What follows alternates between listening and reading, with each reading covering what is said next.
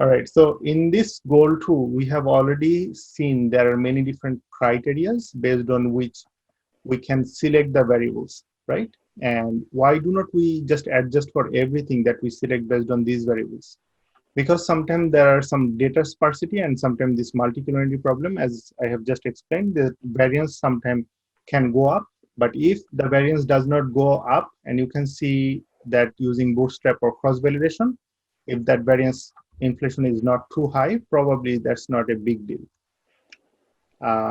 But you do need to exclude some of the variables when you are, especially when you are dealing with your goal to your causal modeling. If you have a proxy variable or an alternate measurement of your outcome, a proxy or alternate measurement of your exposure, do not adjust for, do not include those variables in your model. And if you have a knowledge about DAG, do not include your mediator or instrumental variable or effect of outcome in your model.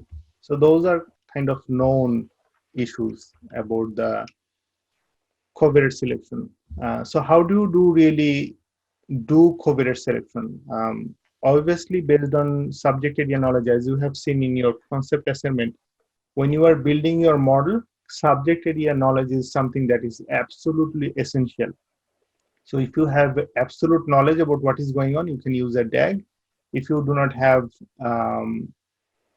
complete idea of how every variables are interacting with each other, then you can still use some of the empirical criterion that Van der Waals paper gave.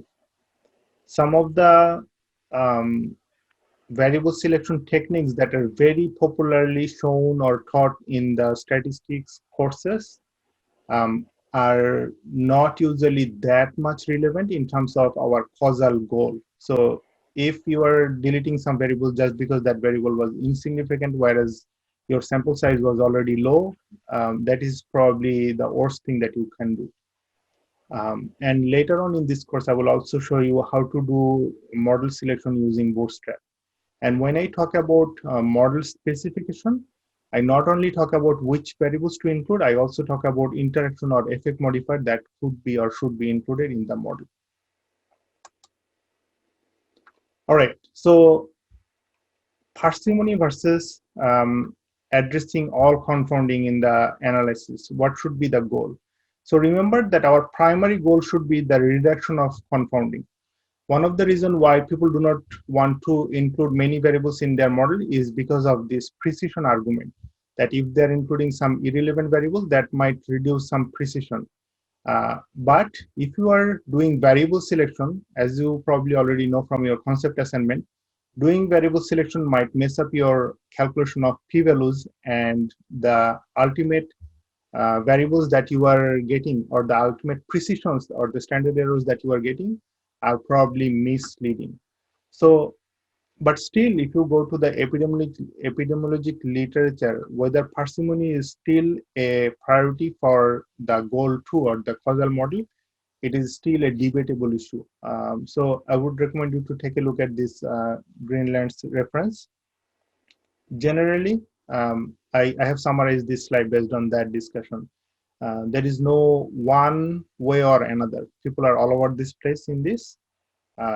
Generally, my conclusion is that if you can explain something and you think that that variable is important for your causal DAG, keep it in your model. You do not need to do the variable selection if you already know that that variable has something to do with either the exposure or the outcome.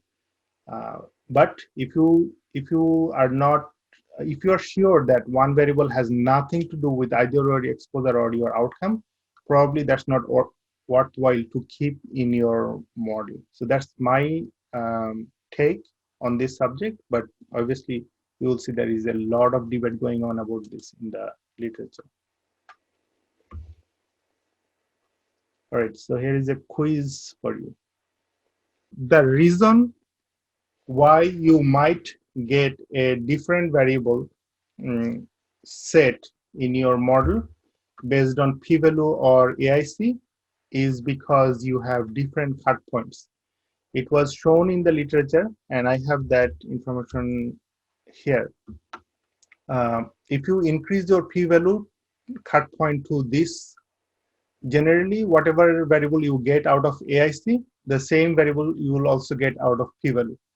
So the idea is that even though the criterions are different, it sounds different, but they are not that different. What is different is the cut point. So in p-value based approach, our cut point is usually what, 0.05 or something like that. But AIC is just using a different cut point. So that's all you are getting. There is nothing different about AIC or p-value based approach.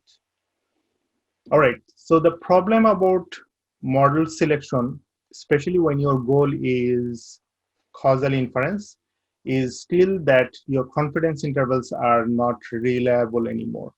When you are doing variable selection, you are better off not doing variable selection and going with the causal model or based on the subject area knowledge that you have. But still there is a gray point. Say, for example, you know that these variables are associated with my model, and then you include them in your model. For sure, you are not going to delete them.